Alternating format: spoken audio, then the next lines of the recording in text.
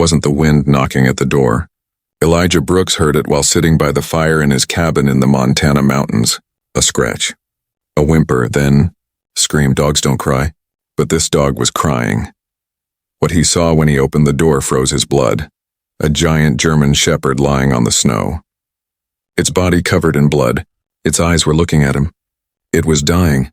But this dog wasn't just seeking help. It was carrying a message. And it held a secret that would change Elijah's life forever. Now here's a question for you. Have you ever had a moment like that? A moment that changed everything? Because Elijah's decision that night would do more than save a life. It would also bring to light a family, an injustice, and a pain from years ago. This story is not about courage. This story is about how a man navigates his destiny. In that part of Montana, you couldn't hear a human voice. Only the wind. Only the trees. Only silence. For Elijah Brooks, this was pure bliss. He was 47 years old. He was a former Marine. When he returned from the war, the city suffocated him. People were too loud. The lights were too bright. Everything was too much. That's why he came to Montana, to his grandfather's old cabin. Here, no one asked him questions. No one called him a hero. No one tried to shake his hand. Here there was only him, the mountains, and his memories. The cabin was simple. Wooden walls, a stone fireplace, a single bed. Water came from a well. Electricity from a generator. Everything Elijah needed was here. Peace. But that night the peace would end. He woke up early in the morning. As usual, he chopped wood. He checked his traps. He made his tea. He sat on the mountain top as the sun rose, looking at the view. Everything was slow here. Even time, maybe that was good. Maybe there was no need to live fast, but something was wrong. The air was too still. The birds fell silent too early. The wind was blowing strangely. As an old soldier, Elijah knew how to read nature. And nature was telling him something. A storm was coming. After noon, the sky began to darken. The clouds were low, heavy, threatening.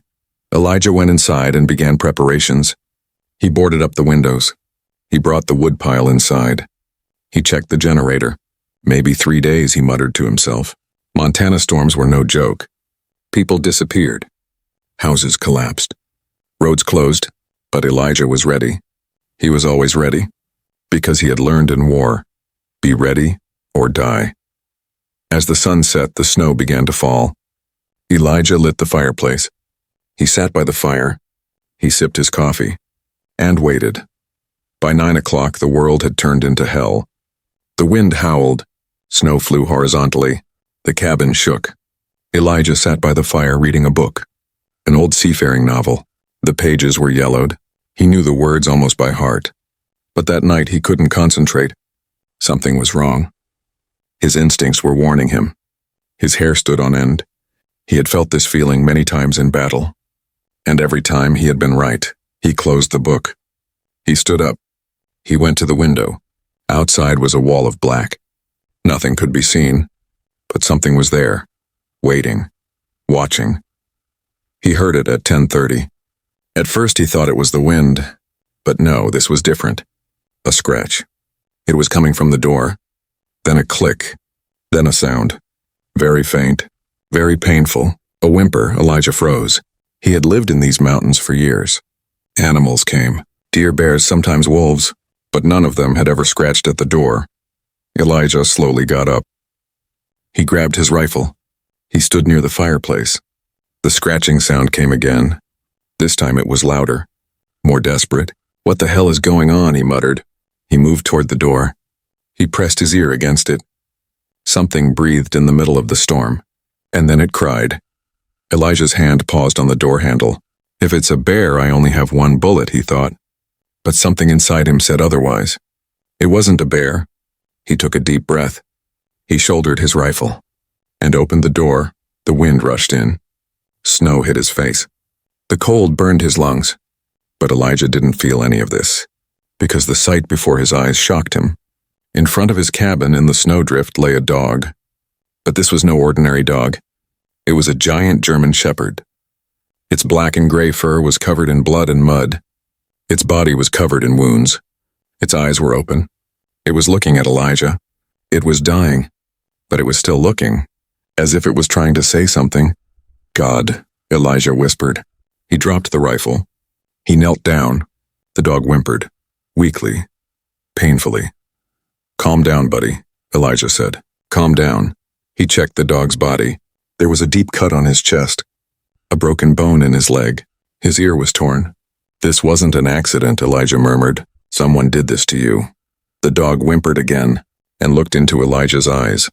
There was something in that look, not fear, not anger, pleading. All right, Elijah said. I'll take you inside, but it'll hurt. He picked up the dog. It was heavy, maybe 45 pounds. He slowly stood up. Step by step, he went inside. He closed the door. The storm continued to howl outside. But inside, a new struggle had begun. Elijah laid the dog on the blanket in front of the fireplace. He immediately brought his old military bag. The first aid supplies were still inside. You're a soldier, he said to the dog. I can feel it. That's why you'll be strong. The dog looked at him. It didn't whimper. It seemed to understand. Elijah began cleaning the wounds. He heated water. He soaked pieces of cloth. He wiped away the blood. The cut on its chest was deep. He needed to stitch it. This will hurt, he said, but it will save you. He disinfected the needle. He prepared the thread, and he began to stitch. The dog tensed, but it didn't make a sound. It trusted Elijah. It took an hour, cleaning the wounds, stitching, bandaging. Elijah's hands were shaking. Beads of sweat rolled down his forehead. But finally it was done. The dog was still breathing. Its heart was still beating. It was alive. Elijah leaned back. He took a deep breath. You did a great job, buddy, he said. Now you need to rest. He gave the dog some water. A small bowl. The dog drank slowly, with difficulty. Then it laid its head on the blanket and fell asleep. Elijah watched it. Where had this dog come from? Who had done this to it? And why had it come here in the middle of the storm? There were many questions, but no answers. For now, he would just wait. Elijah didn't sleep. He stayed by the dog's side all night. He listened to its breathing. He checked its pulse. When dawn broke, the storm had subsided. The world was covered in white. Everything was under snow. It was silent, deep, peaceful. Elijah looked out the window. Beautiful, he murmured, but dangerous. He heard a movement behind him. He turned. The dog had woken up. It had raised its head. It was looking at him. Hey, warrior, said Elijah. How do you feel? The dog whimpered, slightly but positive. Elijah went over to it. He stroked its head. You need a name, he said. You came like a shadow in the night. Let it be Shadow. What do you think? The dog wagged its tail. Once, but it wagged. The first step of friendship had been taken. Shadow grew stronger day by day. The first day he just lay there. Elijah fed him, gave him water, checked his wounds. The second day he sat up. He looked around. He examined the cabin. The third day he stood up, slowly but determinedly. The fourth day he walked. And on the fifth day he changed. That morning Elijah was outside chopping wood. Shadow was sitting in front of the door. He had healed. His wounds had closed. But something was different. Shadow was staring into the depths of the forest, unceasingly, ears pricked, body tense, as if he was waiting for something. What's out there, buddy? Elijah asked. Shadow didn't answer. He just stared, and then he whimpered. But the real strangeness began later. Hours passed. Shadow was still staring. Elijah went inside. Shadow didn't follow him. Elijah made food. Shadow didn't eat. Elijah tried to sleep. Shadow didn't sleep. At midnight, Elijah woke up. Shadow was still in front of the door, watching the forest, and growling softly. What the hell is this? Elijah said. Shadow turned to him. There was something in his eyes. Despair. Elijah didn't understand. But something was wrong. Very wrong. By morning, Shadow had changed. He wasn't just staring anymore. He was moving. He walked out the door. He walked toward the forest. He stopped. He turned around. He looked at Elijah. Then he walked again. Elijah froze. Are you trying to take me somewhere? Shadow barked. Once. Sharp. Clear. Yes. Elijah's heart raced. Do you want to go there? Shadow barked again. Elijah looked at the forest, deep, dark, dangerous, but what's there? Shadow didn't answer. He just waited. And begged. Elijah went inside. He sat down. He thought. This dog is crazy, he muttered. Lost his mind. But then he remembered. He remembered the night Shadow first came. He remembered that look. He remembered that plea. Damn it, he said. He stood up.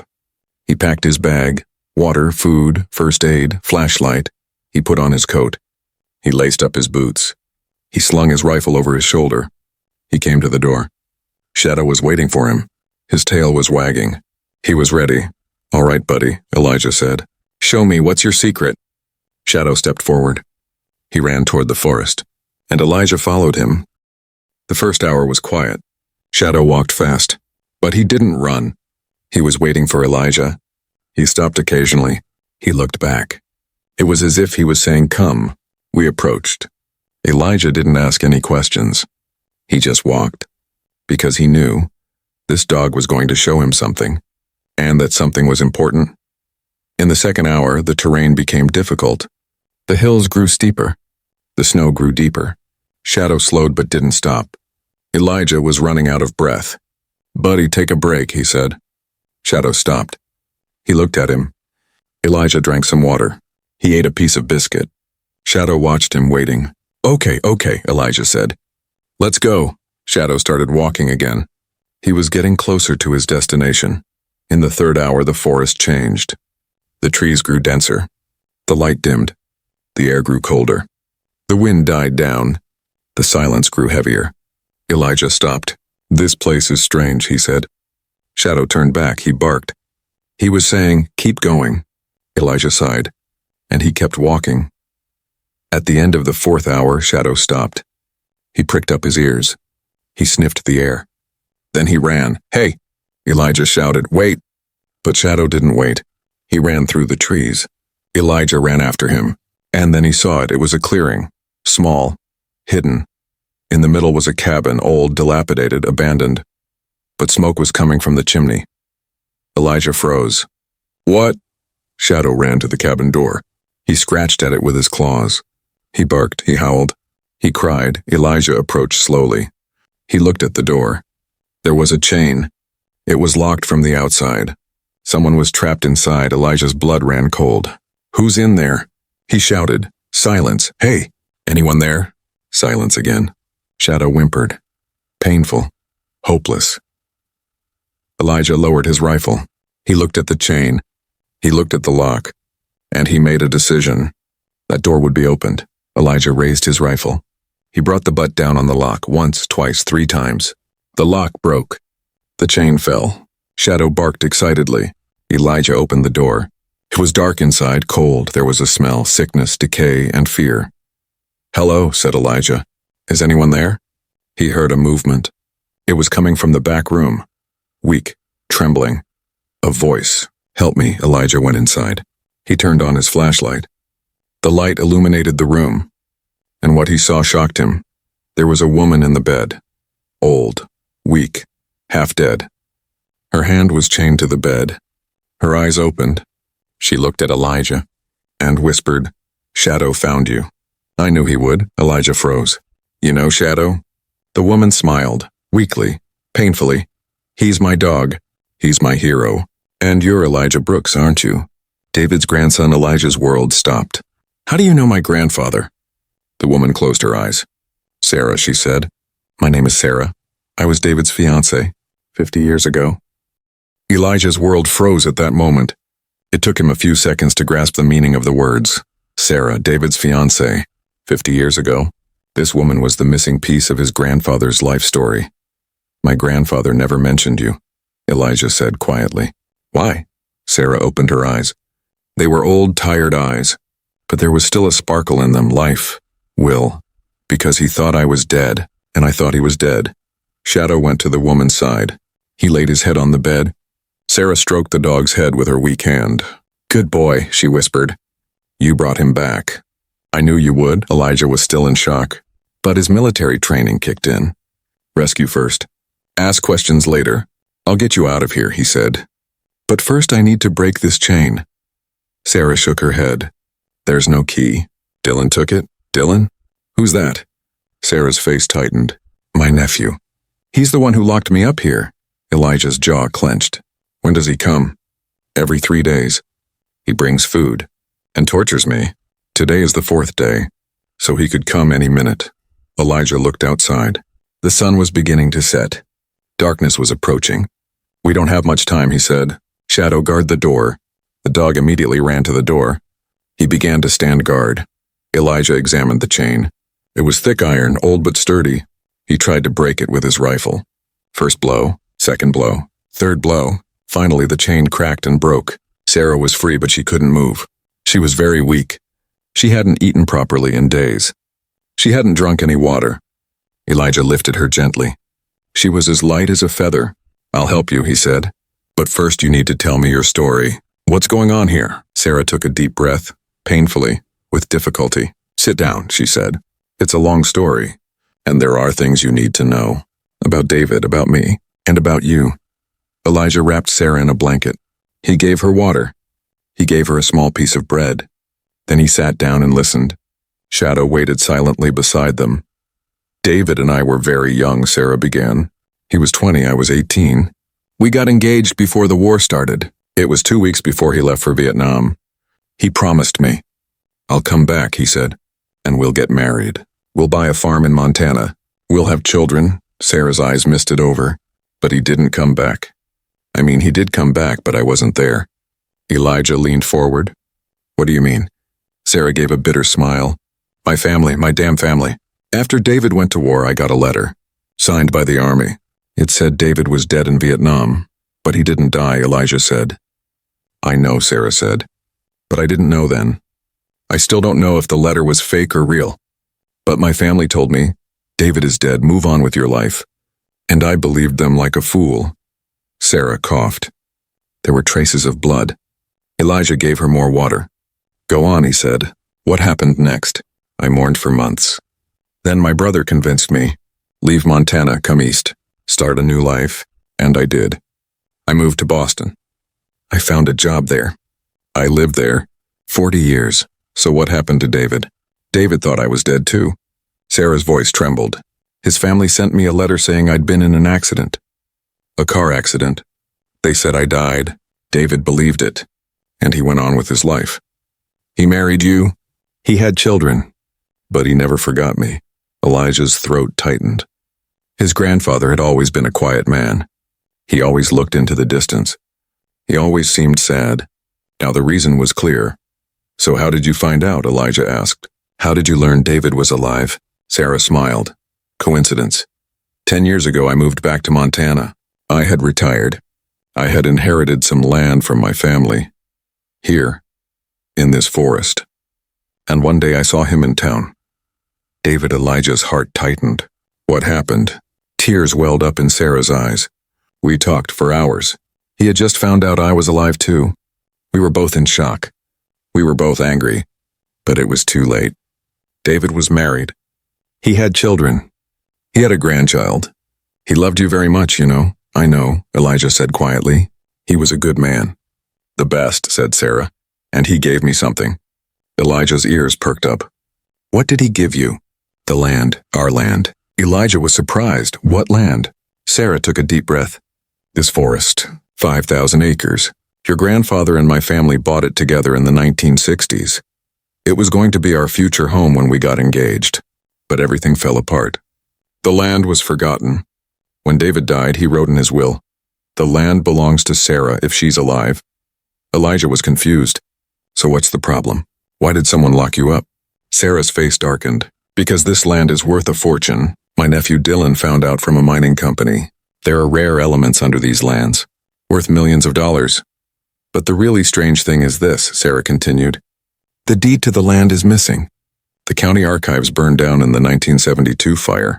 The only proof was the original deed in my hand. Dylan wanted it. I didn't give it to him. So he locked me up here, tortured me, and waited for me to give him the deed. Elijah's fists clenched. Did he torture you? Sarah lowered her head. Shadow too. That was the most painful thing for him. Seeing what had been done to his dog, Elijah looked at Shadow. The dog's wounds now made sense.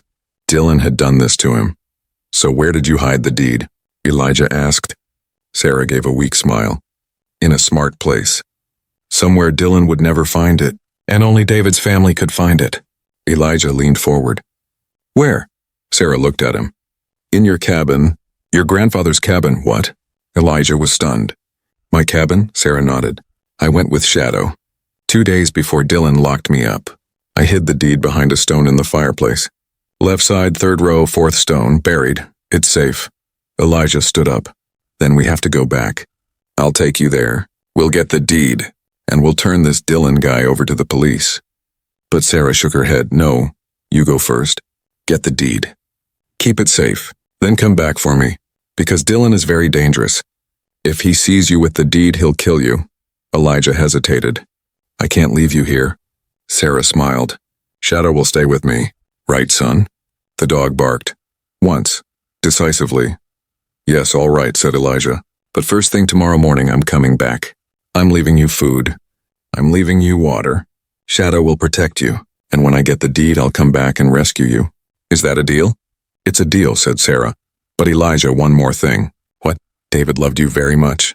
He always talked about you. He said you were a good soldier. He said you were a good man. Promise him save me and protect this land. For us. For you, Elijah touched Sarah's hand. I promise, Elijah checked the cabin. He found canned food. He found water bottles. He found blankets. He piled it all next to Sarah. He lit the fire. He made a wood pile. He got everything ready. Then he looked at Shadow. Protect her, he said. I'll be back. Shadow looked at him. There was understanding in his eyes, trust, loyalty, and a promise. I will protect her. Elijah stood at the door. He looked back one more time. Sarah was wrapped in a blanket, sitting by the fire. Shadow was beside her. She was peaceful. She was safe. But Elijah knew. This peace was temporary, because Dylan would return, and then the real battle would begin. He plunged into the forest in the darkness of night. The stars lit his way. The cold was sharp and merciless. But Elijah didn't care. He had a mission. He would find the deed. He would rescue Sarah. And he would show Dylan what justice was. But there was something he didn't know. Dylan was already on his way. And he was also looking for the deed. When Elijah reached the cabin, dawn was breaking. He was tired, hungry and thirsty, but he didn't stop.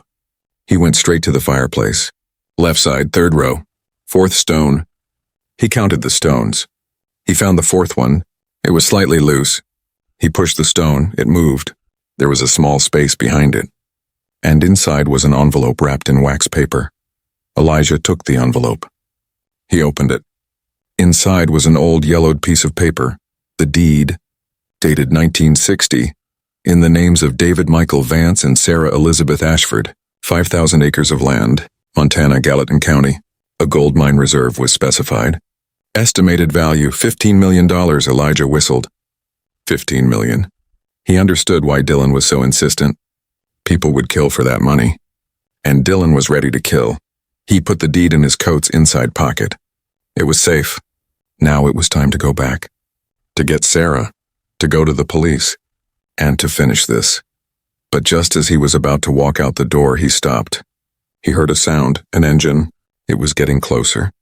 Elijah looked out the window. An SUV was coming. Black, expensive, a city car. It stopped. The door opened. A man got out in his 30s, fat, greasy hair. Expensive coat.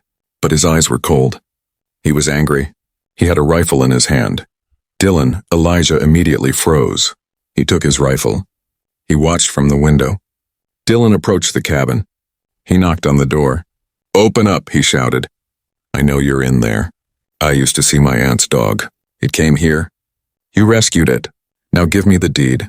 Elijah waited silently. Dylan knocked again. Then he kicked the door. Aren't you going to open it? Fine, the hard way. He raised his gun. He fired at the door.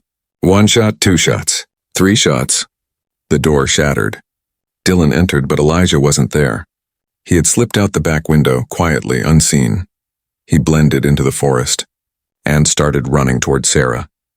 Because he knew, when Dylan couldn't find the deed here, he would go to Sarah. And Shadow alone wouldn't be enough. Run, Elijah, run. Sarah's life depends on your speed. Elijah had never run this fast before. Branches scratched his face. His snow boots weighed him down. He was running out of breath. But he didn't stop. Sarah's face was before his eyes. Shadow's loyal gaze. His grandfather's words. He had to protect them all. An hour later, he reached the cabin. But something was wrong outside. It was too quiet. The birds weren't singing. The wind wasn't blowing. It was as if time had stopped. Elijah readied his gun. He approached slowly. The door was open. It swayed slightly. He went inside. It was empty. Sarah was gone. Shadow was gone. There were only bloodstains on the floor. There had been a struggle. Shadow had fought, but he had lost. Elijah's heart broke. He was too late. Dylan had taken them. But where had he taken them? The answer was on the floor. A note. Written in blood, rough, rushed. If you want the deed, come. Miller's Rock at sunset. Come alone, or your aunt dies. And your dog, too. Elijah tore up the note and threw it away. He knew Miller's Rock. A rock on the edge of a cliff. Dangerous. People had fallen from there. He was dead. Dylan had chosen that spot because it was easy to get rid of bodies there. Just push, let them fall off the cliff. No one would find them, but Elijah had a plan. Dylan thought he was stupid. He thought he would come alone. But he was wrong. Elijah was a Marine. He had been trained in war. Even alone, he was like an army. The sun was beginning to set. Elijah moved toward Miller Rock, silently, unseen. Through the trees. He approached the rock. Dylan was there. He had Sarah seated on the edge of the rocks. He had chained her. Shadow lay in the corner. He was wounded, but he was still breathing. Dylan was checking his surroundings. He had his rifle in his hand. He looked tense and nervous. He knew what was coming, but he didn't know when. Elijah took up his position. He hid behind the rocks. He readied his rifle. He aimed at Dylan's head. One shot would be enough, but Sarah was in the way. If Dylan fell, he could pull Sarah down too. He wouldn't take that risk. He needed a plan. A clever one, a quiet one, and a deadly one. Just then, Shadow stirred. He lifted his head. He sensed Elijah. He caught the scent. His eyes flashed, and he let out a bark. Weak, but enough. Dylan turned. What's up, dog? Someone here? Shadow barked again. Loudly this time. He was signaling to Elijah, I'm here. Protect me. Dylan raised his gun. Shut up or I'll kill you now. But Shadow didn't stop. He kept barking. Dylan walked toward him angrily. He pointed the gun at Shadow's head.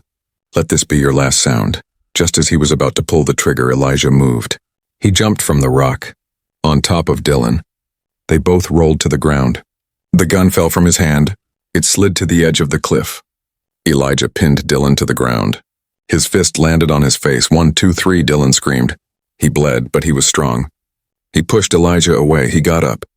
He continued climbing. Towards the gun. Elijah got up too. He grabbed Dylan, pulled him by the leg. Dylan fell. But he reached out, grabbed the gun, turned, pulled the trigger, bang. Elijah jumped aside. The bullet whizzed past him. Dylan took aim again.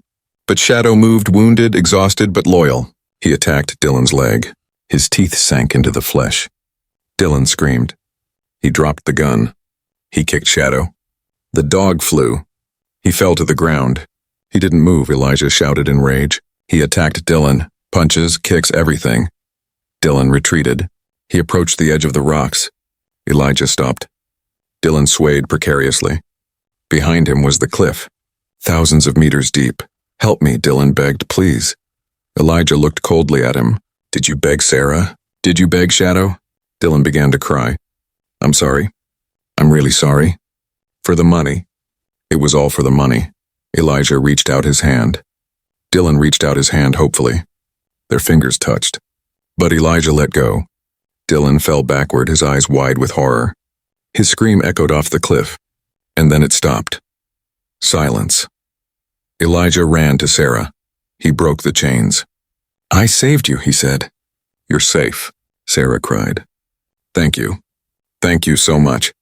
Elijah ran to Shadow. The dog was still breathing, weak but alive. Good boy, Elijah said. Very good boy. I'll save you too. The three of them left together, in the darkness of night, but they weren't afraid anymore. Because together they were strong. They were like family, did you ever notice? Sometimes the greatest threats come from your own family. Sometimes the greatest heroes can be a dog. And sometimes the secrets of the past open the way to the future. Elijah, Sarah, and Shadow's story isn't over yet, because they got the deed. They saved the land. But what will they do now? What will happen to this fortune? And does Dylan have other partners? Elijah, Sarah, and Shadow had left the forest after midnight. The moonlight lay like a silver blanket over the snow. The cold was sharp and merciless, but they didn't care. They were alive. They were together. And now they were free. Shadow was struggling to walk. Elijah had picked him up. 45 pounds of weight were on his shoulders, but he didn't complain. This dog had fought for Sarah. He had fought for Elijah. He deserved at least that. Sarah walked, clinging to Elijah's arm. Every step was a struggle. She had been imprisoned for weeks, starved, tortured. But she was still standing. She was still moving forward. Elijah admired her. This woman was made of steel. When they reached the cabin, dawn was breaking. Elijah helped Sarah inside. He laid Shadow on a blanket. He built a fire. He heated soup. He fed them all. Then he checked Sarah's wounds. There were signs of infection. She was dehydrated. There was a risk of hypothermia. He needed to get her to a hospital. But first he had to do something. He had to call the police. Elijah took out his old cell phone. The signal was weak in these mountains, but there was a spot outside his cabin. He went there. He dialed the number. 911. It picked up after 2 rings. 911 emergency services. What type of emergency are you reporting? Attempted murder, Elijah said. An elderly woman was imprisoned. She was tortured. The attacker is dead. The body is at Miller's Rock, at the cliff. The operator's voice grew serious. What is your name, sir? Elijah Brooks. Your location? Gallatin County, Old Forest Road. David Vance cabin. Stay there, sir. Teams are on their way. Elijah hung up the phone. He took a deep breath. The job was done. The police were coming. Sarah would be safe. The deed would be protected. Everything would be fine. But something bothered him. His instincts. He had learned in war. If something seemed too easy, it was probably a trap. 20 minutes later, he heard sirens. 3 vehicles were approaching. Police cars. Elijah waited at the door. The cars stopped. The doors opened. 4 police officers got out. At the front was a sheriff. An old man. Around 65, fat, tired eyes. But there was something in those eyes. Coldness, calculation. I'm Sheriff Tom Hendricks, said the man. Are you Mr. Brooks? Yes, said Elijah. There's an old woman inside, Sarah Ashford. She needs urgent medical attention. And a dog. He's injured too, Hendricks nodded. An ambulance is on its way. But first we need your statement. What you're telling us is very serious. Attempted murder, manslaughter. Elijah tensed. Manslaughter? I was defending myself. Dylan was going to kill Sarah. He was going to kill me. Dylan? Hendricks's eyebrows rose. Are you talking about Dylan Matthews? Yes, said Elijah. Sarah's nephew. He locked her up. Tortured her. Tried to kill her. Hendricks looked at the other officers. Something passed between them. Glances, signs, Elijah noticed it. Something was wrong. Very wrong, Mr. Brooks, Hendricks said slowly. Dylan Matthews is a respected businessman in this county. He's a church member. He donates to charities. Such an accusation is very serious. It's not an accusation, it's the truth, Elijah said sharply. Sarah is inside, ask her. See the chain marks on her body. Let her tell you what he did to her. Sure, said Hendricks. But first you have to give us your gun. It's procedure. Elijah hesitated. Every cell in his body screamed no. But what could he do? He couldn't defy the police. He took out his rifle, slowly handed it over. A policeman took it. Now, said Hendricks. Let's go inside. Let's talk to Mrs. Ashford. They went inside. Sarah was sitting by the fire. She was wrapped in a blanket. Shadow was lying at her head. Hendricks approached Sarah. Mrs. Ashford? I'm Sheriff Hendricks. How are you feeling? Sarah looked at him. Tired but alert. I feel awful. My nephew locked me up. He tried to kill me. Elijah saved me, I see, said Hendricks. But are you sure? Maybe there was a misunderstanding. Maybe Dylan was trying to protect you. Sarah's eyes flashed. Protect me? He chained me up. He beat my dog, injured him. He tried to steal my deed?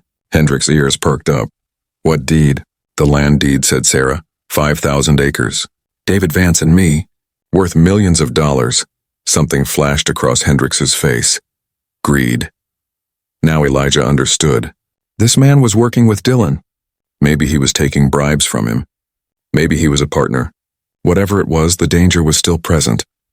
Mrs. Ashford, Hendrix said slowly, where is that deed right now? Sarah fell silent. She looked at Elijah. They both knew. They shouldn't give that information. But just then a sound came from outside. An engine, a vehicle. But it wasn't an ambulance. It was heavier, more powerful. Elijah looked out the window. 3 black SUVs were approaching. Expensive cars, city cars. They stopped. The doors opened. 6 men got out, suits, sunglasses. They looked professional. But Elijah knew what they were. Mercenaries. Hendrix went outside. He spoke to the men. The voices were low, but Elijah caught some words. Deed, mine, eliminate. Elijah turned to Sarah. We have to go, he whispered, now. Sarah nodded. But how? Even Shadow can't walk. Elijah looked at the window again. The back was clear, opportunity. Follow me, he said quietly. He helped Sarah. He picked up Shadow. They went out the back door. They plunged into the forest. They hid behind the trees just in time, because the men had entered. Shouts could be heard. Hendrix, where are they? Police, we don't know, Sheriff. Men, find them. Now Elijah, Sarah, and Shadow were running through the forest. He didn't know where they were going. They just had to get away. But Sarah was slow. Shadow was heavy. And they could hear footsteps following them. Dogs, the men had brought dogs. And they were on their trail. Have you ever had a moment when your life was in danger? What did you do in that moment? Did you run? Did you fight? Or did you surrender? Elijah's choice was clear. He would never surrender. They climbed to the top of a hill. Below was a river. It flowed fast, icy, deadly, but it was their only way. They were catching up. The dogs' voices were close. The men's shouts were loud. We're jumping into the river, Elijah said. What? Sarah was shocked. We'll die. Maybe, Elijah said. But we'll definitely die here, choose. Sarah took a deep breath. I've been afraid my whole life. But enough now, jump. Elijah smiled. Brave woman, he held Shadow tight. He held Sarah's hand. And they jumped. The fall seemed to last forever. The wind cut their faces. Their stomachs dropped. Then water. Ice cold, painful. It took their breath away. The current caught them. Dragged them. Turned them. Submerged them. Elijah struggled to the surface. He didn't let go of Shadow. He pulled Sarah's arm. They all surfaced together. Gasping for air, they swam. Not against the current, but with it. Gunshots rang out behind them. Men were firing. But the river carried them away. Out of range. To safety. A kilometer later, they reached the shore. Soaked. Frozen. But alive. All of them. Elijah looked at Sarah. Are you okay? Sarah coughed. Yes. For the first time in my life, I feel truly alive. Shadow shook himself. Water dripped from him. Then he barked. Once, loudly. He was okay too. But what would they do now? The police were looking for them. Company men were looking for them. They had nowhere to go. But Elijah remembered something. His grandfather had a friend. An old soldier. Ben Carver. He lived in town. A reliable man. We'll go to him, Elijah said. Ben will help us. They walked for 2 hours. The cold was seeping into their bones, but they didn't stop. They reached the town. It was a small town, a few thousand people. Everyone knew each other. That was both good and bad. Ben's house was on the edge of town. An old farmhouse. Elijah knocked on the door. A minute later it opened. An old man appeared. In his 70s. Long white beard. But his body was still strong. His eyes were still sharp. Elijah. The man was surprised. What's going on, son? Elijah went inside. He brought Sarah and Shadow in too. I'm in trouble, Ben, big trouble. They sat down inside. Elijah explained everything. Sarah, Dylan, the deed, Hendrix, the company men. Ben listened quietly. Then he shook his head. I knew Hendrix was involved in dirty business. But this is too deep. What can we do? Elijah asked. Ben thought. First warm clothes, then food, then a plan. But first this woman and her dog need a doctor. Sarah shook her head. I can't go to the hospital. They'll catch me there. I smiled. Did I say hospital? I have a friend, an old army doctor. Robert Hayes, retired, still practicing. At home, off the books. We'll go to him. An hour later, we were at Robert Hayes's house. A small house, but clean. The doctor was old but still skilled. He examined Sarah. Dehydration, infection, hypothermia, but she'll recover. He hooked her up to an IV, gave her antibiotics, covered her with heating blankets. Then he looked at Shadow.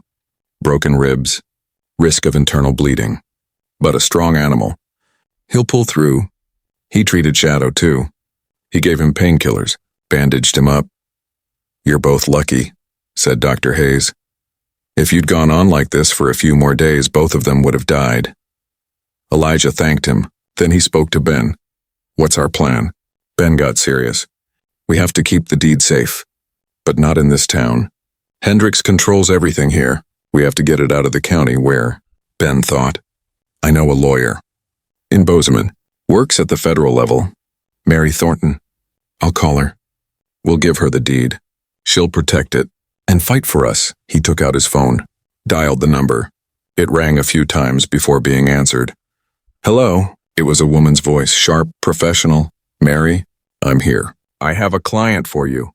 And it's a very big case. Mary was interested. Tell me. I explained the situation. Sarah, the deed, the mining company, the corrupt sheriff, murder. Mary whistled. This is a federal case. Great. Come to my office tomorrow morning. Bring the deed, and bring them. I'll protect them all. The phone hung up. Ben looked at Elijah. We're going to Bozeman tomorrow morning, but we'll stay here tonight. We'll hide, and we won't tell anyone. That night they stayed at Ben's house. Elijah kept watch. Shadow slept by the door. Sarah slept peacefully for the first time, but Elijah didn't sleep. He looked out the window. He waited for Hendricks' men. He waited for the company's men, but no one came. Maybe they were lucky. Maybe they could rest for one night. But the morning would be different. It was early morning. The sun hadn't risen yet. Elijah woke up. Something had woken him. A sound. An engine sound. Outside. He ran to the window. 2 black SUVs were coming. Slowly. Quietly. The company's men. Me, he shouted. They're here. I'm awake. He had grabbed his gun. Elijah, get out the back door. Take Sarah and Shadow. I'll distract them. No, Elijah said. I can't put everyone, your friends, in danger. I won't fight like a soldier. I won't act like a soldier. Ben's eyes filled with tears. The world needs you more. Go. Elijah woke Sarah. He lifted Shadow. They went out the back door. They plunged into the forest. Gunshots rang out behind them. Ben was fighting. He was saving them. Run, just run. I'll come back for Ben. But first I have to save Sarah. They ran for an hour. They got away from the town. They found a road. They hitchhiked. A truck stopped. The driver was an old woman. Where are you going? Bozeman, Elijah said. It's urgent. The woman frowned. Are you in trouble? Yes, Elijah said honestly. But you're good people. The woman smiled. Get in. I'll take you. The trip took 3 hours. Elijah looked back every second. He thought they were being followed. But no one was there. Maybe they had escaped. Maybe they were lucky. They arrived in Bozeman. Mary Thornton's office was downtown. A big building, professional, secure. They went inside. The receptionist directed them to Mary. Mary Thornton was impressive. In her 40s. Intelligent eyes. Sharp suit, but a warm smile. You must be Mr. Brooks, and this is Ms. Ashford. Please sit down. Elijah took out the deed. Placed it on the table. This. Mary took it. Examined it. Her eyes widened. It's real. And worth $15 million. Maybe more. Sarah leaned forward. Can you protect it? Mary looked at her. I won't just protect it. I'll fight for it. This deed is yours, legally, historically, and I won't give it to anyone. But the company is powerful, Elijah said. They have corrupt cops. They have mercenaries. Mary smiled. But I have access to federal courts, and I have access to the media. Tomorrow this story will be in every newspaper. Public opinion will protect you, Sarah.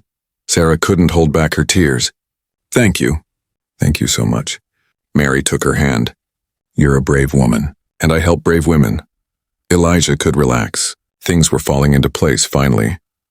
But just then Mary's phone rang. She answered it. She listened.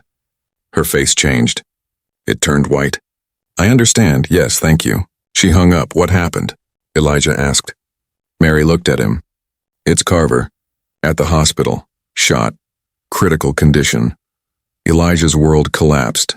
Ben, his loyal friend. He had saved him. And now he was dying. It's my fault, he said. I killed him. No, Mary said firmly. You tried to save him. He tried to save you. The fault lies with the company. The fault lies with Hendricks. And I'm going to take them to court. How? A light flashed in Mary's eyes. Because Ben recorded a video before he died. He explained everything. The company, Hendricks, the plan. And he sent that video to me. Now we have evidence. They're finished. What do you think?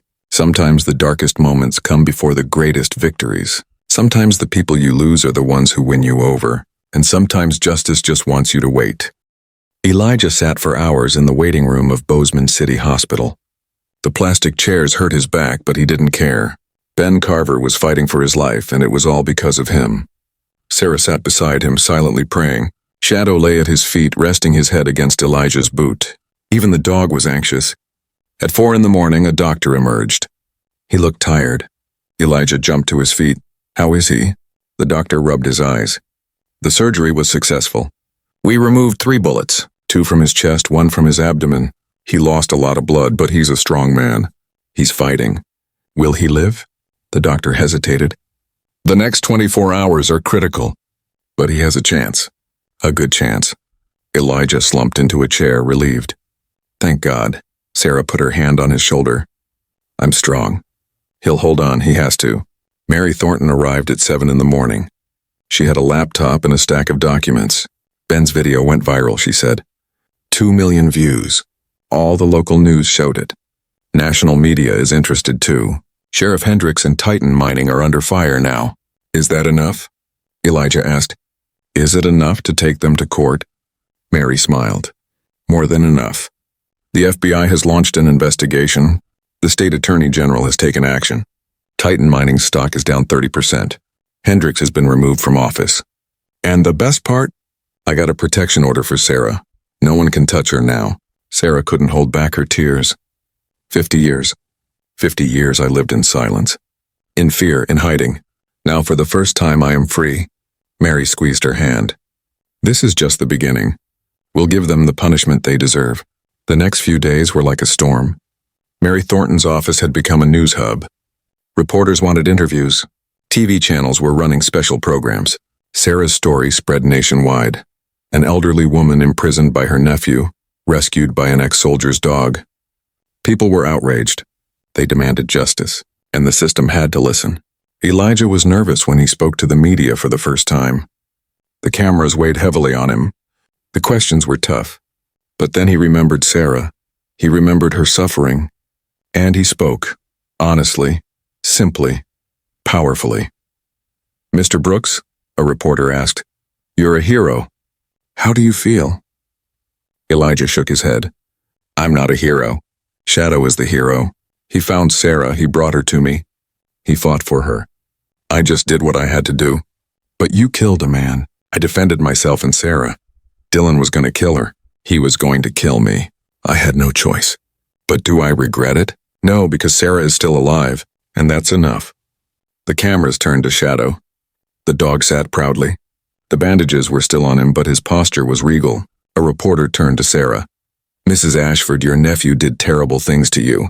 Can you forgive him? Sarah thought for a long time. Dylan was a sick man. Greed consumed him. I pity him. But forgiveness takes time. For now, I just want justice. For myself. For David. And for future generations. Who was David? Sarah smiled. My former fiancée. 50 years ago. Life separated us. But I never forgot him. Never. And now his grandson saved me. It's as if David is still by my side. Still protecting me. When the interview aired, the nation wept. Sarah's story wasn't just a victim's story. It was a story of lost love. A story of second chances. And a story of hope. On the 3rd day, Ben Carver woke up. He was weak but conscious. Elijah rushed into his room. Ben, are you okay? Ben smiled painfully. I can't say I'm okay, but I'm alive. Did the video work? It did, Elijah said. Hendricks was removed from his position. The FBI is questioning him. Titan Mining is under investigation. Their stock prices have fallen. And you're a hero. Ben coughed. I'm no hero. I just did what was right. Elijah held his hand. You'll always be a hero to me. You saved my life. You saved Sarah's life. Ben's eyes filled with tears. You're David's grandson. I promised him. I said I'd protect you, and I will. Elijah nodded, his throat tightening. My grandfather chose great people. On the fourth day, Mary brought news. The court date is set. 1 week from now. Federal level. Judge Margaret Foster presiding. She's a tough judge. Zero tolerance for corruption. Our chances of winning are high. But what are the risks? Elijah asked. Mary became serious. Titan Mining hired powerful lawyers. Hendricks is developing a defense strategy. They will try to discredit Ben's video evidence. They will question Sarah's sanity. It will be a tough fight. We're ready, Sarah said. We're ready for anything, Shadow barked. He was ready too. When the day of the trial arrived, the federal courthouse was packed with reporters. Cameras would be everywhere. People were waiting on the sidewalk. Some carried signs supporting Sarah. Justice for Sarah, they read. Hold Titan Mining accountable. Lock up Hendricks. Elijah, Sarah, and Shadow entered. Security guards tried to stop Shadow, but Mary intervened. She is a witness. An emotional support animal. She will be in court. The guards couldn't object. The media pressure was too much. The courtroom was imposing. High ceilings. Wood paneling. A serious atmosphere. Judge Foster had already taken his seat. 65 years old, gray hair, sharp eyes, an authoritative presence. Mary Thornton, representing the plaintiffs Sarah Ashford and Elijah Brooks, took her place. On the other side sat 3 lawyers representing Titan Mining and 2 lawyers defending Hendricks. Expensive suits, cold faces, professional arrogance. Judge Foster banged his gavel. The trial began. The plaintiff's side could present their opening statement. Mary stood up. Your Honor, this case is not a simple property dispute. It is a case of freedom, justice, and human dignity. Sarah Ashford was illegally imprisoned for weeks. She was tortured. Her property was stolen. And by whom? Her own nephew. Why? Money, greed, and the support of a corrupt system. One of Titan Mining's lawyers leapt to his feet. Objection. These allegations are baseless. My client does not accept responsibility for the death of Dylan Matthews. The judge turned his head. Overruled. Attorney Thornton will present evidence. Proceed. Mary thanked him. We have 3 pieces of evidence. First, Sarah Ashford's medical reports, the chain marks on her body, the fractures, the infections, the dehydration, all consistent with forcible confinement and torture. Second, Ben Carver's video testimony, documenting Sheriff Hendricks's collaboration with Titan Mining. Third, the deed, legal, valid, and belonging to Sarah Ashford. Titan's lead attorney, Lawrence Mitchell, stood up. Tall, silver hair, imposing voice. Your Honor, these so-called pieces of evidence have been manipulated. Mr. Carver's video cannot be verified. Ms. Ashford's injuries could be her own fault. And the deed? It could be fake. Mary objected vehemently. Objection. Mr. Mitchell is making baseless accusations against my client. Judge Foster banged his gavel. Both sides will be quiet. Mr. Mitchell, where is your evidence? Mitchell smiled. We call our witness, Dr. Philip Chen. Psychiatrist. Dr. Chen came to the witness stand. In his 40s. Serious appearance. An expert hired by Titan Mining. Mitchell turned to him. Dr. Chen, did you evaluate Ms. Ashford? Yes, I reviewed her files. Doctor? Considering her age and experiences, is it possible that Ms. Ashford lost touch with reality? Mitchell asked skillfully. It's possible. Hallucinations, paranoia, and false memories can occur in elderly people. So Mrs. Ashford could be misremembering events? It's a possibility. Mary jumped to her feet. I have the right to cross-examine. Judge Foster nodded.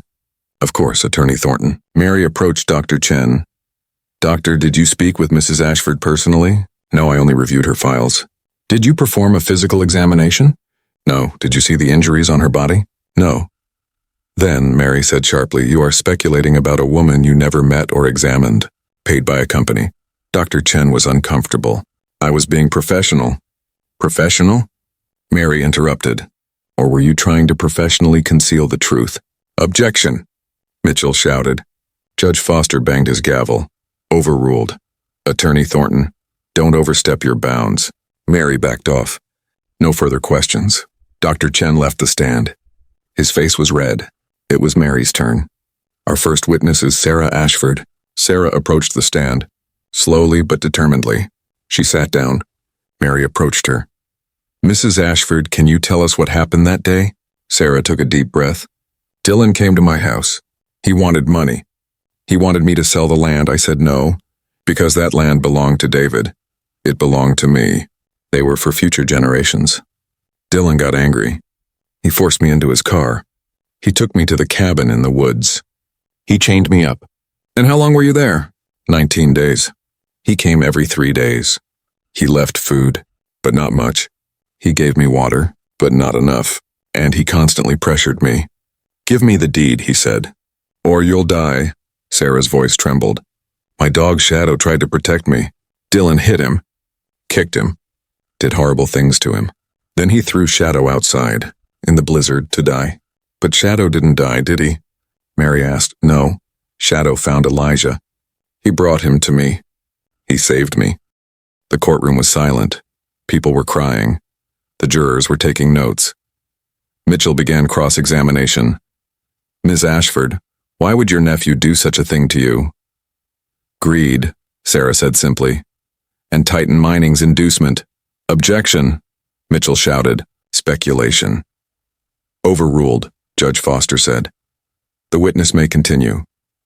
Sarah continued. Dylan told me. He said Titan Mining offered him money. He'd get a commission if he took the land. He'd get rich. And I was in the way. There's no evidence, Mitchell said. Sarah smiled. I have Carver's video. It documents everything. Mitchell was cornered. No further questions. The next witness was Elijah. He came to the stand. He swore in. Mary asked him questions. Mr. Brooks, what did you think when you first saw Shadow? He was dying. He was wounded. Someone had done this to him, and he was trying to escape. Why did he come to you? Elijah paused. I don't know. Maybe he knew about my cabin. Maybe he heard Sarah mention David. Maybe he instinctively found someone he could trust. But whatever the reason, he led me to Sarah, and he changed our lives. The court was listening. Shadow was listening. Sitting next to Elijah, calm but attentive, Mitchell attacked Elijah. Mr. Brooks, you killed a man. Dylan Matthews. I defended myself, Elijah said calmly. He tried to kill me. He tried to kill Sarah. Mitchell smiled. Or you killed him to take the property. The courtroom erupted. People shouted. Judge Foster banged his gavel. Silence. Mr. Mitchell, do you have evidence? Mitchell stepped back. Not yet, but I will. Elijah glared. Try it. The truth isn't on your side. The most dramatic moment was when Ben Carver's video was shown. It played on the big screen. Ben was lying in a hospital bed. Bandages wrapped his chest, but his eyes were clear. His voice was firm. My name is Ben Carver, former Army sergeant. And today I'm telling the truth. Sheriff Tom Hendricks is corrupt. He colluded with Titan Mining. They plotted to steal Sarah Ashford's land. They encouraged Dylan Matthews, maybe even financed him. I don't know. But I do know this. Hendricks came to arrest Elijah Brooks. For the deed. For the company. For the money. In the video, Ben continued. They attacked my home. I tried to protect Elijah. They shot me. But before I die, I must tell the truth. Hendricks is guilty. Titan Mining is guilty.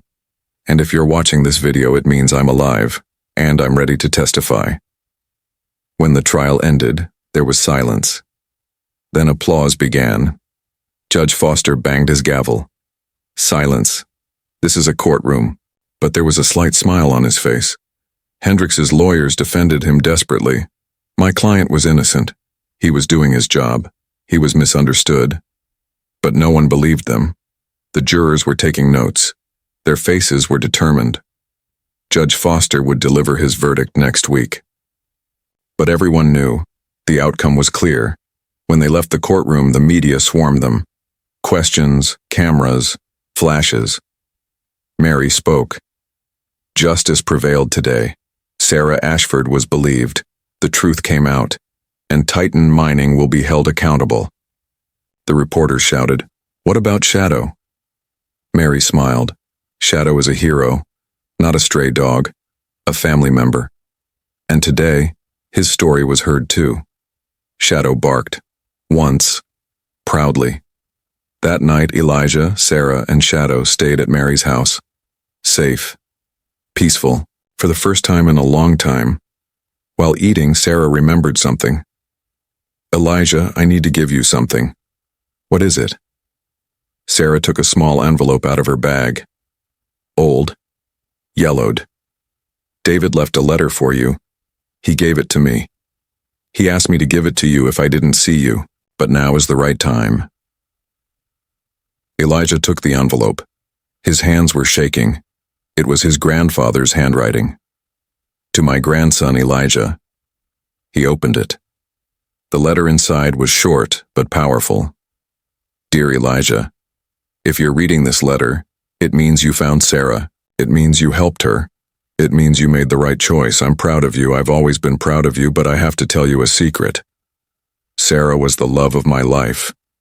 Losing her tore me apart. I lived with you and your mother. I was happy, but a part of me was always missing. Then I found Sarah again, 10 years ago. And I understood. Love doesn't die. It just waits. I gave Sarah the land because it always belonged to her. But I have one request. Protect her. Love her like family. And remember, real power isn't money, real power is love. I'm proud of you, son. I always have been. Your grandfather, David." Tears streamed from Elijah's eyes. Sarah was crying too. "He was a good man," Sarah said. "The best. He loved you so much." Elijah nodded. "I wish I could have told him how much I loved him." Sarah held his hand. "He knows. He knows now." A week later, Judge Foster announced his decision. The courtroom was packed. The judge began to speak. "The evidence in this case is clear. Sarah Ashford's property rights are indisputable. The deed is legal and valid. Titan Mining's actions are unacceptable. Sheriff Hendricks's conduct is unlawful. The ruling is this. Sarah Ashford is the owner of all the land.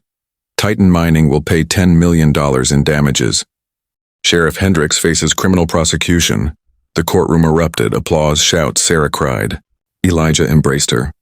Mary made a victory sign. Shadow barked. Outside, Mary spoke to reporters. Today the system worked. Justice prevailed. The powerless were empowered. And it was reminded, no one is above the law. The following months were months of transformation. Sarah made a plan for the land. Together with Elijah and Mary, they established a foundation, the David and Sarah Vance Foundation. They leased the mineral rights to the land to an ethical company. The proceeds would go to the foundation. The foundation had two missions. 1, to protect the rights of the elderly. 2, to support animal rescue programs. The first donation was substantial, $2 million, 50 nursing homes, 20 animal shelters. Hundreds of lives changed. Thousands of animals were saved, and Sarah's story became legendary. Ben Carver recovered, slowly but steadily. 3 months later, he was discharged from the hospital. Elijah greeted him. "You're not alone anymore," Elijah said. "You're part of our family," Ben smiled. "I'm honored." Shadow was completely healed. His wounds had closed. His strength had returned. But most importantly, his spirit had been enlightened. He was no longer afraid. He no longer ran away. He had found a family. Elijah stayed in his cabin in Montana. But he was no longer alone. Sarah moved into a nearby house. They saw each other every day. They ate together. They told stories. Shadow shuttled between them. One evening, they all sat in the cabin. The fire was burning. They drank coffee. Shadow was asleep. The silence was peaceful. Sarah spoke. "What would David say if he were here?" Elijah smiled. "He would be proud. Of all of us." Sarah nodded. "Yes, he would be proud. Now I want to ask you something. Has anyone ever come into your life by chance and changed everything? Maybe a person, maybe an animal, maybe a moment. For Elijah, Shadow was that. For Sarah, Elijah was that. And for David, Sarah was that. Sometimes life separates us. Sometimes it brings us back together. And sometimes we find light in the darkest moments. Shadow was a dog, but he was also a messenger. He connected the past to the future. He turned pain into hope, and he healed 2 broken hearts. 6 months later, Elijah made a decision. He wouldn't stay in Montana, but he wouldn't return to the city either. He built a small house next to Sarah's. He would live there. He would watch over her. He would work for the foundation. And he would love Shadow. The house was small but sufficient. 2 bedrooms, a living room, a large veranda, and a special room for Shadow. I helped. They built it together. Every nail was a memory. Every plank was a prayer. On moving day, Sarah came. "Welcome, neighbor," she said. Elijah smiled. "Thank you. We're family now." Sarah hugged him. "We always were." A year later, the foundation held an event. Donations would be collected. Stories would be shared. Awards would be given. Elijah didn't want to speak, but Mary insisted. "You have to tell your story. You have to give people hope." The event was in a large hall. Hundreds of people, journalists, philanthropists, politicians. When he stepped onto the stage, his hands trembled. But Shadow was there. He stepped onto the stage too. People applauded. Elijah spoke. Simple, honest, real. "A year ago, I was a lost man. War had broken me. Loneliness was suffocating me. I fled to Montana. I sought peace. But I found more than that. I found a dog. I found a family. And I found a purpose." His voice was strong.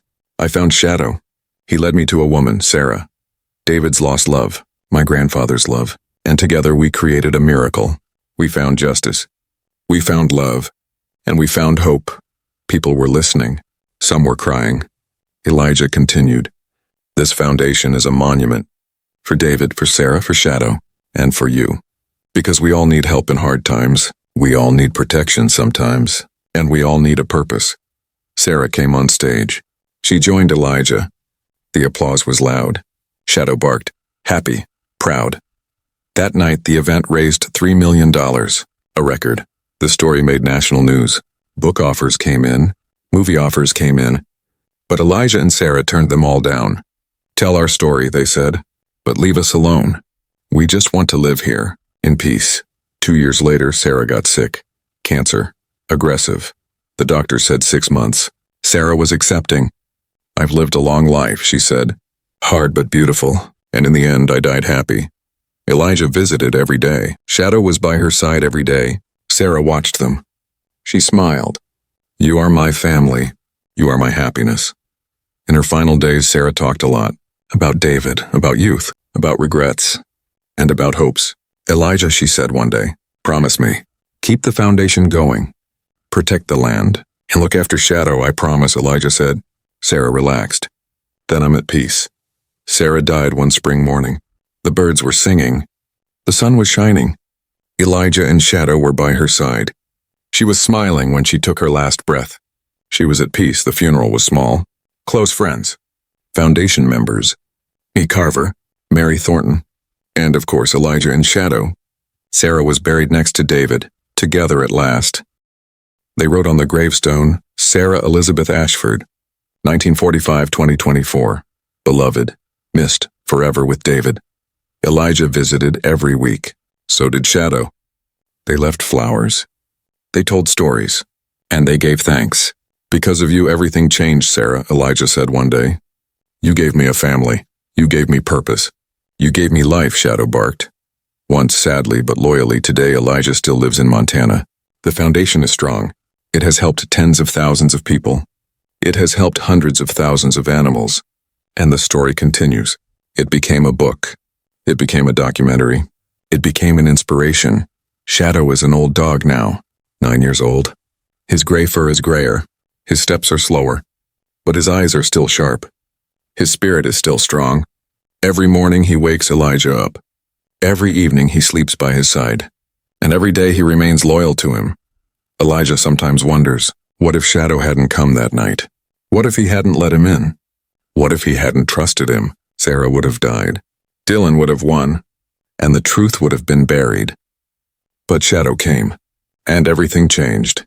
Have you ever thought about it? That special person in your life, that special animal, that special moment. What would you be without them? Maybe now is the time to thank them. Elijah gives thanks every day, to Shadow, to Sarah, to David, to Ben, to Mary, and to life, because they gave him a second chance, and he tries to give it to others. As the foundation grows, Elijah speaks more often, at universities, at conferences, at churches. Each time he delivers the same message: have hope, love, and never give up. Because miracles are real, sometimes they come from the most unexpected places. A young man asked him, "Mr. Brooks, are you a hero?" Elijah smiled. "No, Shadow is the hero. He saved lives.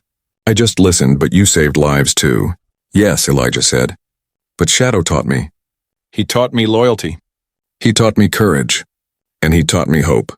He's my hero, always will be." Today there's a small cabin in the Montana mountains. A man and a dog live there. A simple life, but meaningful. Every morning they wake up. They make coffee. They walk in the woods, and they listen to the silence. Sometimes Elijah goes to Sarah's house. It's empty now, but it's full of memories. He sits, he remembers, and he smiles. "You're still here, Sarah," he says. "You always will be." Shadow sits beside him. He rests his head on his lap. And he remembers too. He remembers Sarah. He remembers David. And he remembers that snowy night. He was dying, but he didn't die. Because he had a mission, to save Sarah. And he did. Now Shadow is peaceful, happy, and loved. What more could a dog want? As for Elijah, he is peaceful too. The ghosts of the past are gone. The memories of war have faded. And the loneliness is over. He now has a purpose: to help people, to help animals, and to carry on the legacy of David and Sarah. Every evening as the sun sets, Elijah and Shadow sit on the porch. They look at the mountains. They listen to the silence. And they are grateful for life, for love, and for second chances. One day Shadow will go. Old age, illness, but Elijah is ready, because he knows Shadow's spirit will be with him forever. He will remember him every day. He will honor him every day, and he will live out his lessons every day. Be faithful, be brave, save hope, protect with love. Now one last question for you. Can you create a second chance too? For a person, for an animal, for a cause? The answer is yes. Always yes. Elijah did it. Sarah did it. Shadow did it. And you can too. Share your stories. Inspire others. And remember, justice isn't only won in courtrooms. It's won every day, in every choice, in every action. The David and Sarah Vance Foundation is strong today. But you are strong too. Strong in your story. Strong in your choice. Make that choice today, now. Because life doesn't wait. Opportunities don't wait. And heroes don't wait. Shadow didn't wait. Elijah didn't wait. Sarah didn't wait. Don't wait either. Go, help, love, protect, change, and one day your story will inspire others. Your courage will empower others. And your love will change the world. This isn't just Elijah, Sarah, and Shadow's story. It could be your story. Start now.